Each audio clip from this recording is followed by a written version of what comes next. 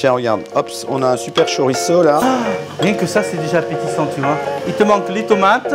Ouais, je vais prendre un petit peu de roquette.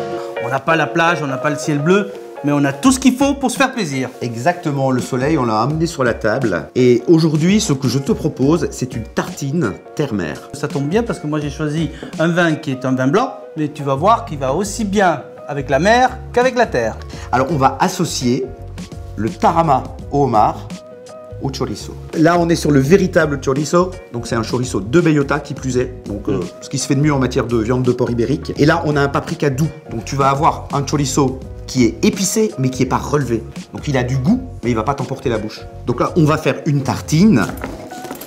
Alors, on va pas mettre de beurre. On va utiliser le tarama au homard. Il n'est pas rose, c'est du véritable tarama. Voilà, il n'y a pas de colorant.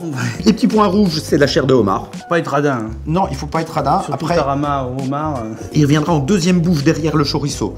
Donc il faut quand même en mettre, sinon on ne le sentira pas.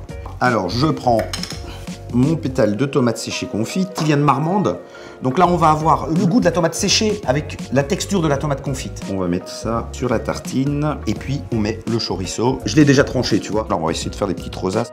On met quelques feuilles de roquette. Ça, c'est un petit peu acidulé, un petit peu amer. Ouais, un peu poivré aussi, ça va apporter aussi quelque chose de sympa. Alors, quand tu m'as dit ce qu'on allait faire, donc j'ai pensé au château Maligé. D'abord, c'est un château, on est dans la vallée du Rhône, on est pas loin de Châteauneuf-du-Pape. C'est un château d'un romantisme incroyable. Alors, le grenache, c'est pour la rondeur, générosité. Le vionnier, pour le parfum. Éclairette. Éclairette, pour la vivacité.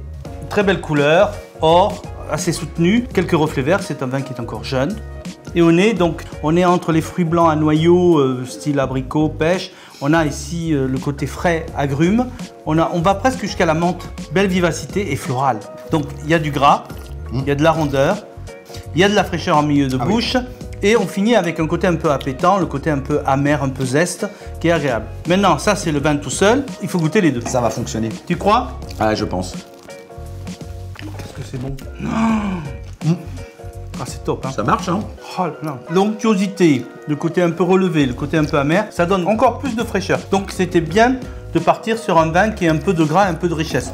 Complètement. C'est dingue, hein? Parce qu'effectivement, tu as le homard qui revient, mais derrière le chorizo. Ah ben, pour moi, c'est un accord parfait. Validé. Il faudra venir chez Bellota et venir sur Petit Ballon. On vous attend et on vous accueillera avec grand plaisir.